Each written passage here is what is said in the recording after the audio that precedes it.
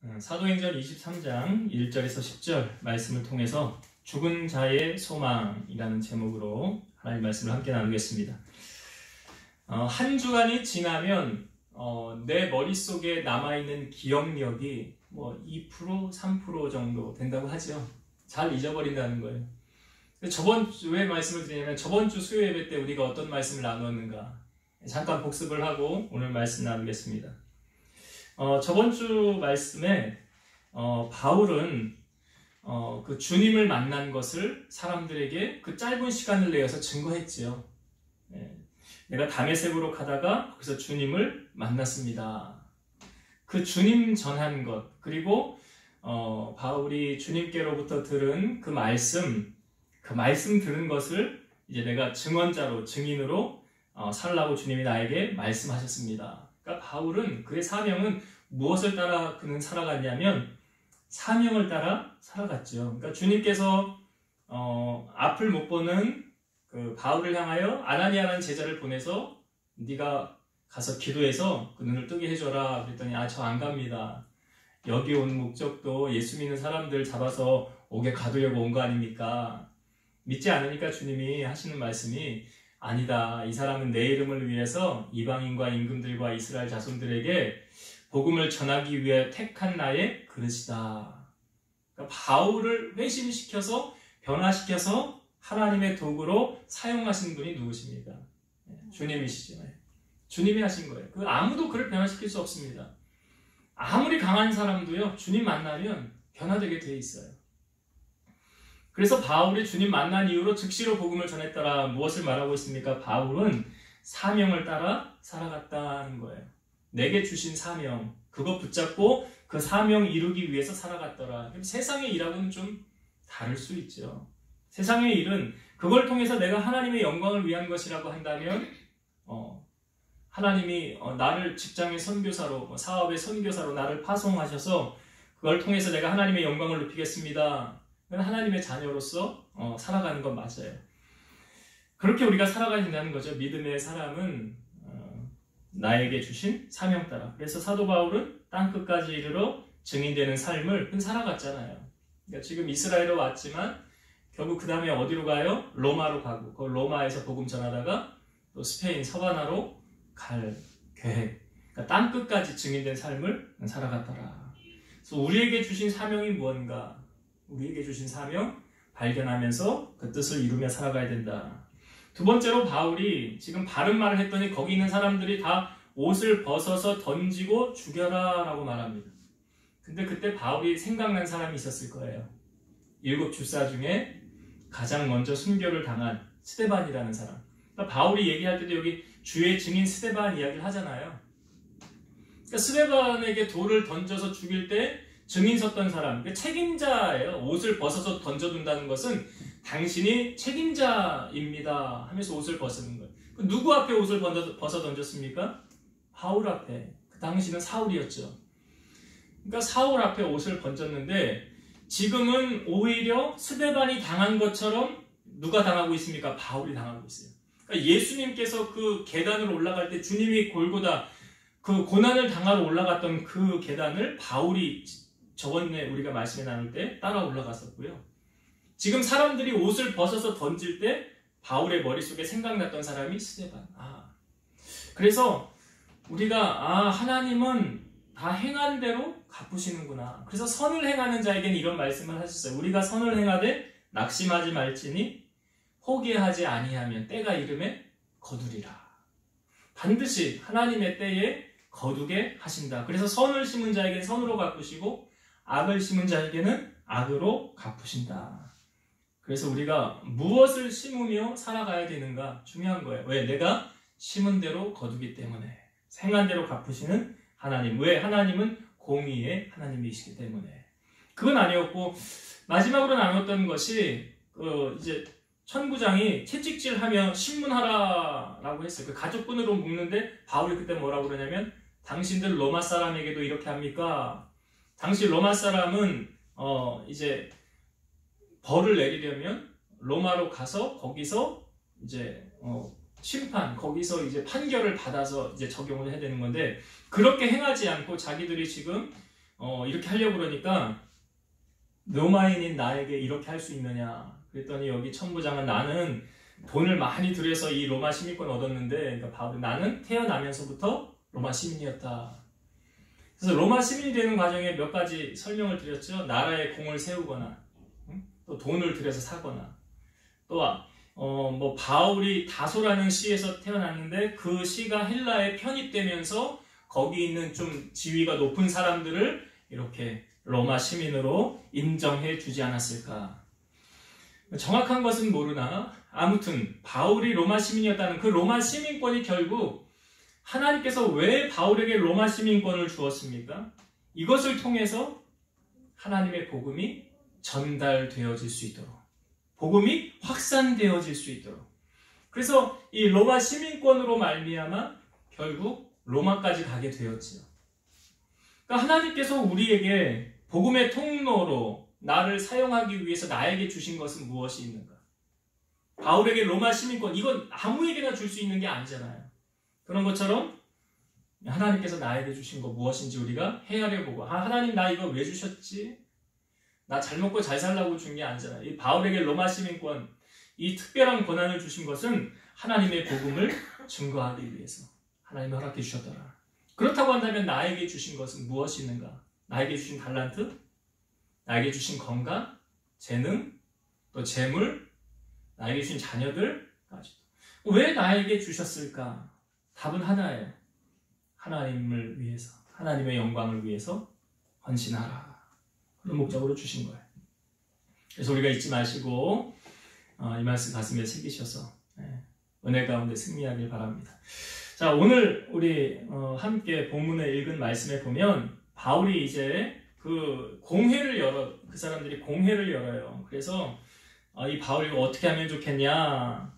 공회가 열렸다는 것은 그 당시에 그 지도자들, 지도자들 격에 속하는 사람들이 모여서 이 바울을 데리고 그들 앞에 세워서 회의를 하는 거죠. 쉽게 말해서. 사실 공회가 열려도 이들이 할 수 있는 건 없어요. 제가 앞부분에 말씀드렸지만 로마 시민이었기 때문에 바울은 여기 유대에서 해결되어지지 않고 나중 로마까지 가야 되는 거였습니다.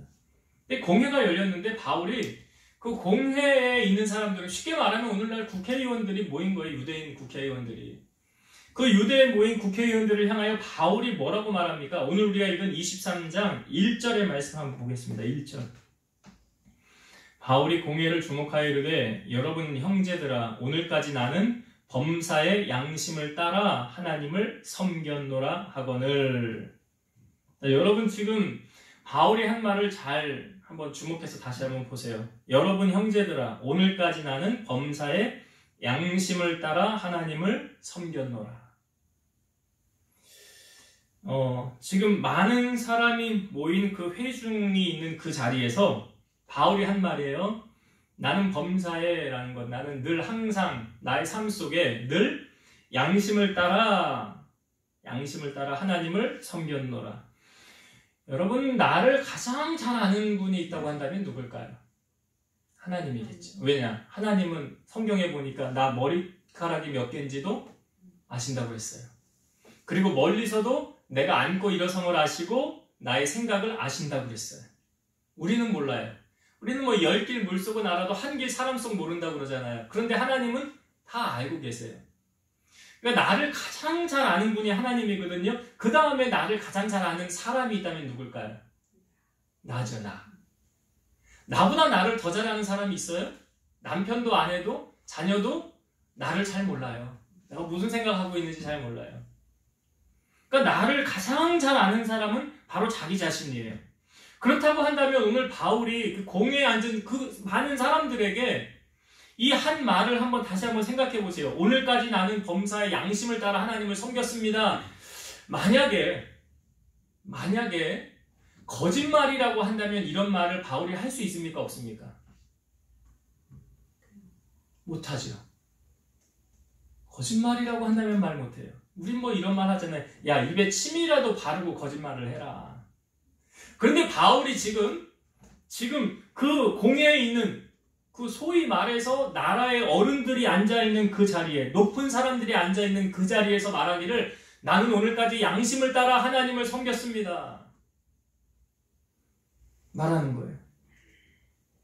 그래서 바울은 고린도전서 11장 1절에 보면 내가 그리스도를 본받은 자가 된 것 같이 너희는 나를 본받는 자가 되라.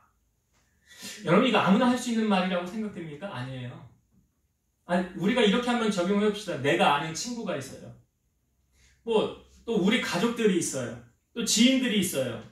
그 사람들에게 우리 이렇게 당당하게 말할 수 있는 한번 여러분 생각해 보세요. 그 사람들에게 가서 당신들은 나를 좀 본받으세요. 라고 말할 수 있습니까? 네? 그럼 신앙생활도 자녀들이 다 보고 있기 때문에 잘해야 돼. 잘해야 돼요. 남편이 믿지 않는 사람들이 야, 너 교회 다니면서 그런다고 약점을 잡듯이 그냥. 근데 지금 바울이 한 말을 보세요. 내가 그리스도를 본받은 것 같이 너희는 나를 본받는 자가 돼요. 이게 아무나 이렇게 할 수 있는 말이 아니더라. 그러니까 이건 뭘 말하고 있습니까, 여러분? 그의 삶이 어떻다는 걸 보여주는 거잖아요. 우리가 신앙생활은 뭘로 보여준다고 그랬어요?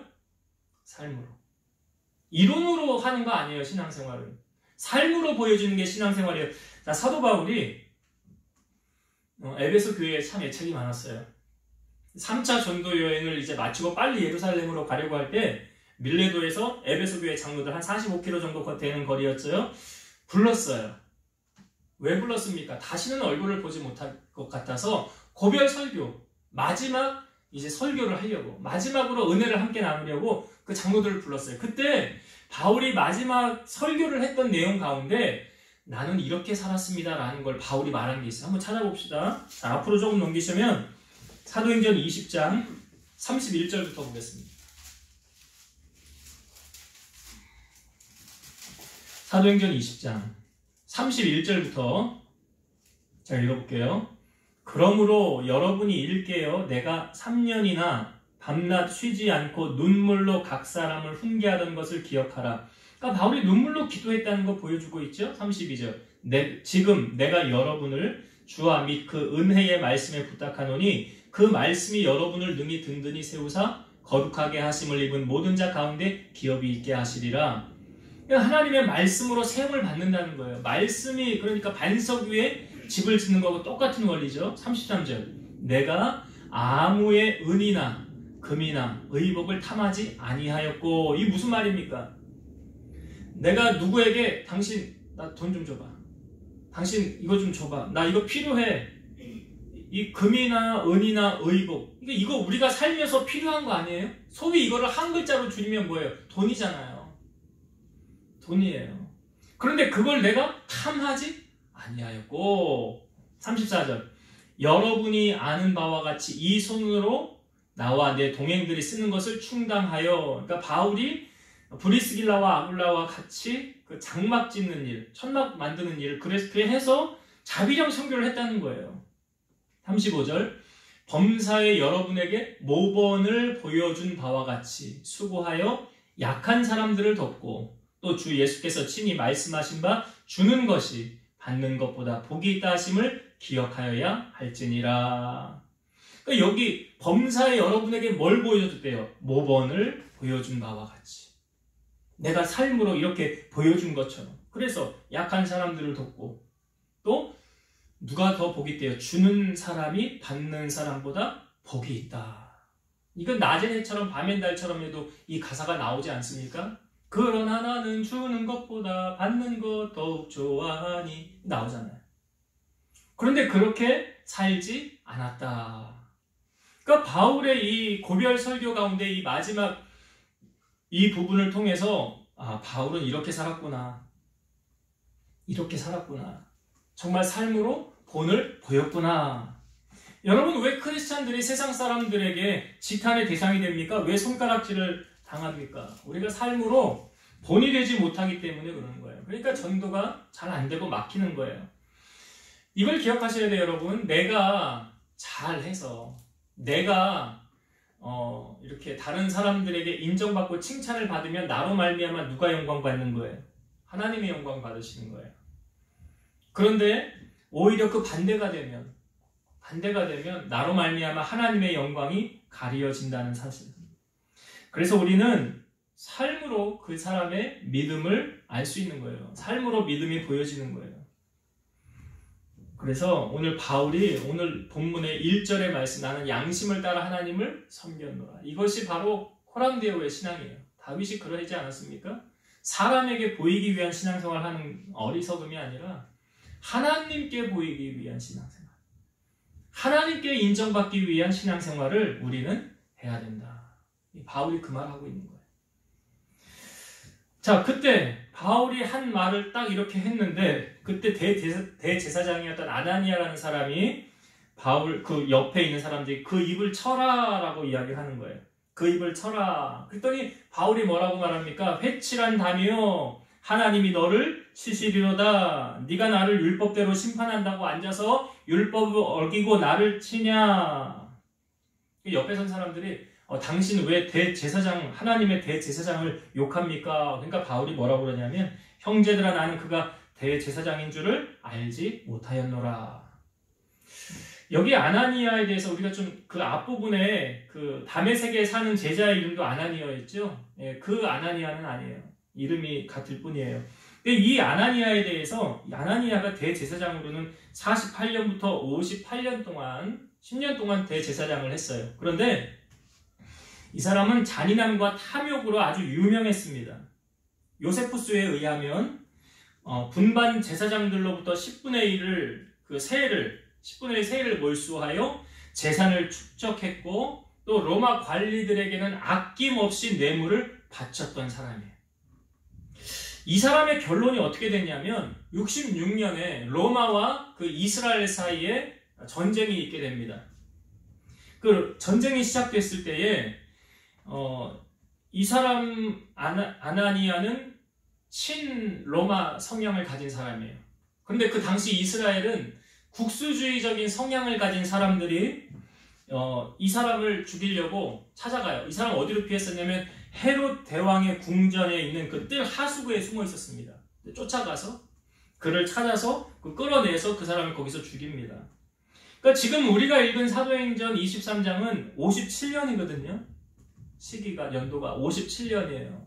그런데 66년에 이 사람은 죽게 돼요. 그 뒤로, 그러니까 9년 뒤에 이 사람은 처참하게 그의 생애를 마감하게 되는 거예요. 그러니까 바울이 한 말이 아마 이 사람에게 시간이 되어서 이루어진 거죠. 어찌 보면 하나님이 너를 치시리로다. 그러니까 이 사람의 생활과 행동이 어떠했을까? 사리사욕, 자기 욕심, 그리고 부정부패. 어떻게 대제사장이라고 하는 사람이 하나님의 편에 서서 하나님의 공의를 구하고 백성을 사랑하는 마음으로 그렇게 제사장 역할을 한 것이 아니라 자기 뒤로는 뒷돈 챙기고 자기 배 불리고 이렇게 살았다는 사람이라는 거죠. 그랬더니 그의 결말의 결론이 이렇게 좋지 않았더라 라는 것을 이 사람을 통하여 우리에게 보여주고 있습니다. 자, 그렇게 바울이 아나니아에게 이렇게 대화를 한 후에 그곳에 모인 사람들이 어떤 사람들이었냐면 사두개인하고 바리새인들이 모였었대요. 이 부분은 성경을 한번 보고 말씀을 함께, 자, 9절부터 보겠습니다. 오늘 사도행전 23장 6절부터 볼게요. 23장 6절부터. 바울이 그중 일부는 사두개인이요 다른 일부는 바리새인인 줄 알고 공회에서 외쳐 이르되, 여러분 형제들아, 나는 바리새인이요 또 바리새인의 아들이라. 죽은 자의 소망 곧 부활로 말미암아 내가 신문을 받노라. 그 말을 한즉 바리새인과 사두개인 사이에 다툼이 생겨 무리가 나누어지니, 이는 사두개인은 부활이 없고 천사도 없고 영도 없다 하고 바리새인은 다 있다 함이라. 자, 지금 모인 사람들의 부류가 두 부류로 나누어져 있어요. 사두개인들과 바리새인들로 나누어져 있어요. 예수님 당시에도 이 사람들이 예수님 주변에 늘 있었어요. 그리고 소외되고 외롭고 고아, 과부, 가난한 사람들도 늘 있었어요. 근데 소위 기득권의 세력이라고 할 수 있는, 정권을 잡고 그 나라를 좀 움직일 수 있는 영향력을 줄 수 있는 사람들이 누구냐면 사두개인하고 바리새인이에요. 근데 지금 사도 바울이 말하는 거에 따라서 이 사람들이 두 패로 나누어지게 되었어요. 바울이 뭐라고 말했습니까? 내가 지금 왜 신문을 당하냐면 죽은 자의 소망 곧 부활로 말미암아 내가 신문을 당합니다 라고 말했어요. 이걸 좀 우리가 알아야 되는 게 사두개인들은 당시 상당한 종교적 영향력 가진 집단인데 이 사람들은 모세 오경만 인정을 합니다. 그러니까 정경을 인정하지 않아요. 신구약 성경 다 인정하지 않아요. 모세 오경만 인정하고 그러므로 이 사람들은 죽은 자의 부활, 영적 세계, 천사나 마귀 이런 거 인정하지 않아요. 배격합니다.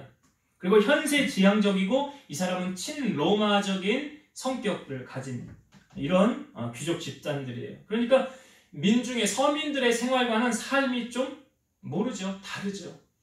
그러니까 어려움을 겪어보지 않은 사람이 어떻게 어려운 걸 알겠어요. 그런 거 잘 모르죠. 그러니까 사두개인들은 현세 지향적이고 친로마적인 성향이고 부활이며 영적인 세계를 인정하지 않는 부류들이에요. 바리새인은 이 사람들도 종교적 귀족 집단인데 이 사람들은 모세 오경과 정경을 다 인정하는 거예요. 신구약 성경. 그리고 부활, 천사, 마귀, 영적 세계를 다 인정하는 거예요. 이 사람들 마음 가운데는 어떤 게 있냐면 로마가 이스라엘을 통치하는 것이 하나님의 통치권만을 인정하는 그들의 신앙에 배치된다고 보아서 로마에 대해서 적대감을 갖고 있는 거예요. 그러니까 뭐냐면 우리 이스라엘 민족은 누가 통치해야 돼요? 하나님이 통치하고 다스려야 되는데 지금 로마가 와서 우리를 통치하고 다스리는 것 이것은 옳지 않다. 옳지 않다. 그러니까 나중에 이제 66년도에 이스라엘과 로마 사이에 이제 전쟁이 생기게 되거든요. 그래서 나중에 이제 70년에 예루살렘 성이 허물어지고 결국은 로마가 승리를 합니다. 근데 그 전쟁을 하게 된 이 원인 이게 뭐냐면 이 사람들의 뒷 배경이 있는 거예요. 바리새인. 국수주의적인 성향. 그러니까 우리 민족에 대한 그런 의식이 있었던 거죠. 그래서 로마에서 우리가 벗어나야 된다라는 거예요. 그런 생각을 바리새인들은 가지고 있었어요. 그러니까 이 두 부류 지금 바리새인과 사두개인이 있는데 지금 이들이 다투게 되었다는 거죠. 왜? 자기들이 생각하는 사상과 서로 이념이 같아야 달라요. 다르다는 거예요. 다르기 때문에 거기 이 모인 이 무리 가운데 서로 뭐예요? 자기들이 옳다고 하는 거 아닙니까? 그래서 다툼이 생기게 되었더라. 이들 설교 준비를 하면서 저는 이런 생각이 왔어요. 하나님께서 보실 때 지금 이 사람들이 잘하고 있는가 잘못하고 있는가?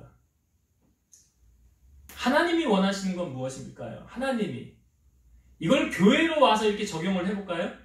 교회로 와서 적용을 하면 어느 목사님이 그런 이야기를 했어요. 교회에 진보와 보수가 있고 전라도가 있고 경상도가 있고 그런데 아니 왜 목사님은 왜 저 사람들 잘못한다고 이야기 안 합니까? 아니 왜 이게 옳다고 이야기를 안 합니까? 또 반대하는 사람들은 아니 저 사람들 좀 저지해야 되는 거 아닙니까? 우리 편 들어줘야 되는 거 아닙니까? 교회 안에서. 교회 안에서. 그럼 목사님은 어떻게 해야 돼? 그럼 어떻게 해야 돼? 여러분 하나님께서 우리에게 요구하시는 건 뭘까요? 하나님은 그래요. 성령이 하나 되게 하신 것을 힘써 지키라. 에베소서 4장 3절 4절 평안에 매는 줄로 성령이 하나 되게 하신 것을 힘써 지키라. 몸이 하나요 성령도 한 분이시니 이와 같이 너희가 부르심의 한 소망 안에서 부르심을 받았느니라. 그러니까 하나님의 부름을 우리가 받지 않았느냐? 그럼 똑같은 하나님의 자녀가 아니냐? 그럼 하나님의 자녀가 둘로 나뉘어지면 되겠느냐? 아니다. 성령께서 하나 되게 하신 것을 힘써 지키라 그랬어요.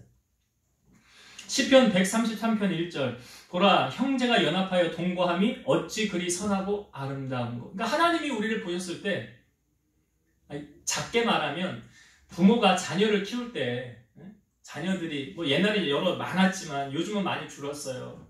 하나 있는 집 말고 둘, 셋 있을 때 그 자녀들이 서로 매일같이 싸우고 다투고 이렇게 그러면 부모 마음이 어때요? 괴롭지요. 괴롭죠. 근데 아주 우애가 좋아요. 서로 양보하고 서로 챙겨주고 그러면은 어때요? 부모 마음이 흐뭇하죠. 화목하죠. 기쁘죠. 그걸 말하는 거예요. 여러분 잘 되는 집을 가만히 잘 보면 마음이 잘 통하는 거예요. 하나가 되는 거예요. 잘 되는 사업장도 그렇고. 아니, 제가 지금 이 말씀 드리면 교회에 적용하려고 그러는 거예요. 잘 되는 교회는 어떤 교회일까?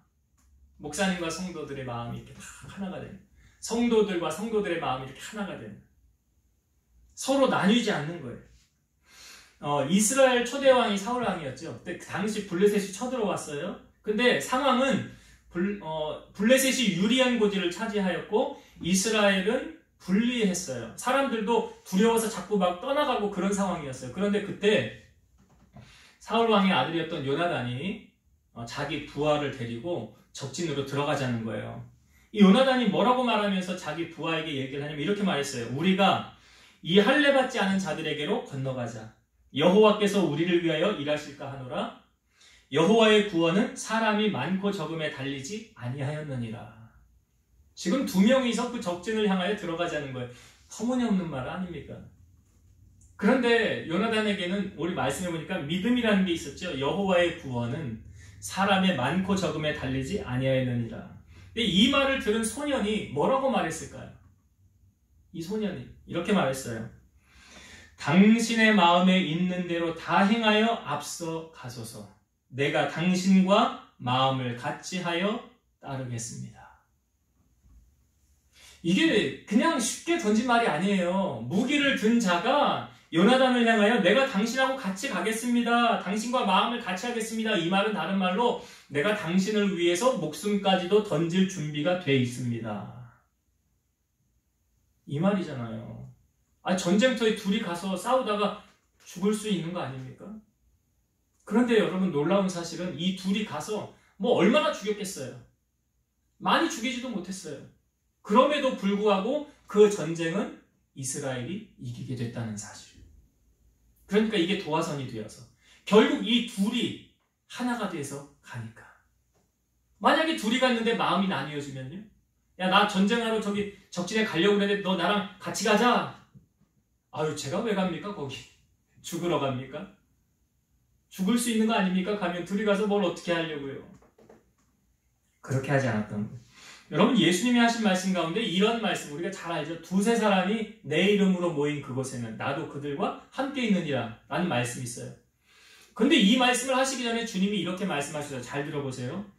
너희 중에 2 사람이 땅에서 합심하여 무엇인지 구하면 하늘에 계신 내 아버지께서 그들을 위하여 이루게 하시리라. 2-3 사람이 내 이름으로 모인 그곳에는 나도 그들 중에 있느니라. 중요한 단어가 이거죠. 너희 중에 2 사람이 땅에서 뭐해요? 합심하여. 합심이 뭐예요? 마음이 하나 되는 거예요. 교회 몇천 명, 몇만 명이 모인데도 거기서 마음이 갈라지면 그건 하나가 되는 게 아니잖아요. 적은 무리가 모여있지만 거기 마음이 하나가 되면. 뭐라고 주님 말씀하십니까? 2 사람이 땅에서 합심하여 무엇인지 구하면 하늘에 계신 내 아버지께서 이루어 주시리라. 이루어 주시리라. 여러분, 오늘 주님께서 교회들을 바라보면서 교회 안에 분쟁, 싸움, 편가름, 나눔, 이건 다 성령이 취해서 하는 일이 아니에요. 성령은 하나 되게 하시게 하는 분이지. 마귀는 어떻게 해요? 당을 짓게 만든다고 했어요. 당 짓는 게 뭐예요? 편가르는 거예요. 편가르는. 그러니까 사도 바울이 고린도 교회 편지를 썼을 때, 고린도 전서를 썼을 때 나는 바울파다, 나는 베드로파다, 나는 아볼로파다. 그거는 옳지 않다. 그건 옳지 않다. 왜요? 이렇게 다 우리가 씨를 뿌리지만 결국 자라나게 하시는 분은 누구래요? 하나님이시다. 하나 되는 것을 힘써라 그랬어요. 그래서 오늘 여기 안에서도 2 파로 나뉘어서 갈라졌는데 교회 안에서 이런 일이 일어나면 안 된다. 하나님의 역사는 나타나지 않는 거예요. 하나님 기뻐하지 않는 거예요. 그래서 교회는 어떤 문화가 되어져야 되냐면 다 수용할 수 있는. 그래서 뭐 이단을 수용하라는 이야기는 아니에요. 나와 다르다고, 나와 틀리다고 배격하고 저 사람은 틀려 잘못됐어 저 사람하고 놀지 마가 아니라 품어줄 수 있는, 그래야 하나 되는 거 아닙니까? 그러한 교회가 될 때 주님이 기뻐하시고 그 교회를 통해서 영광 받으신다는 사실. 그래서 우리 마음 가운데 이러한 마음 우리가 갖고 신앙생활을 해야 해야 된다. 하나 되기에 힘써야 된다는 거예요. 시간이 좀 됐는데요. 사실은 제가 이 11절 말씀까지도 좀 하려고 했는데 오늘 시간 관계상 오늘 여기까지만 해야 될 것 같아요.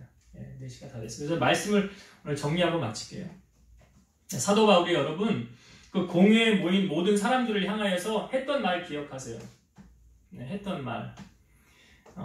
나는 양심을 따라 하나님을 섬겼노라. 여러분 신앙생활은 누구에게 칭찬받는 게 가장 중요합니까? 그래요. 그걸 여러분 잊지 마세요. 하나님 다 아세요. 내 상황과 형편, 처지를 너무 잘 아세요. 근데 그 하나님께로만 인정을 받는다면 사람 좀 몰라준다고 할지라도 하나님께 인정받는 신앙인이 되자. 이게 첫 번째 우리가 나누었던 은혜. 두 번째로 교회 안에는 지금 바울이 있었던 그 부류 가운데 사두개인, 바리새인 두 부류들이 갈라져서 나누어져서 서로 어떻게 보면 다투고 하나 되지 못하는 상황 가운데 놓여 있었죠. 이걸 교회로 끄집어 와서 교회가 이르면 될까요? 안 될까요? 안 된다. 교회는 하나님 주님께서 말씀하신 하나 되기에 힘써라. 왜요? 성령님이 한 분이시기 때문에.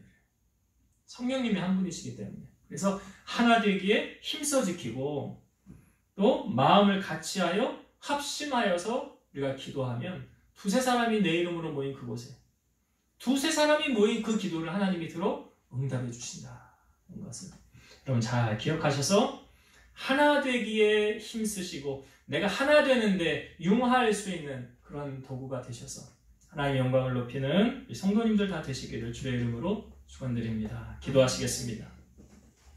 살아계셔서 역사하시는 하나님, 우리의 신앙은 이론적인 것이 아니라 삶으로 보여지는 것입니다. 바울이 그렇게 살았습니다.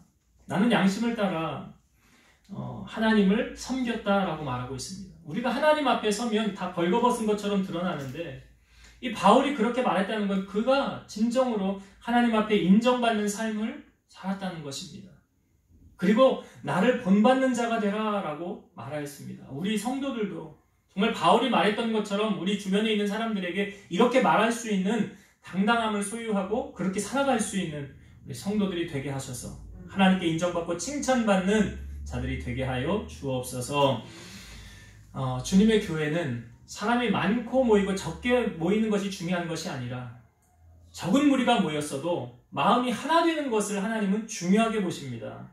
그래서 두세 사람이 내 이름으로 모인 그곳에 함께 하시고 두 사람이 합심하여 땅에서 구하면 하나님은 그 기도에 응답해 주신다고 하셨습니다. 우리 함께 비전교회 모든 교우들이 마음이 하나가 되어져서 서로 사랑하고 허물을 덮어주고 위해주고 격려하며 주님 보시기에 참 사랑스러운 성도, 사랑스러운 교회가 되게 하셔서 하나님 기쁘시게 해드리는 그런 교회로 쓰임받으며 또 우리 교회가 지금 작고 미약하지만 하나님의 큰 뜻을 이루어드리는 그런 교회로 쓰임받는 우리 교회와 성도들이 다 되게 하여 주옵소서. 예수님 이름으로 감사하며 기도드리옵나이다. 아멘.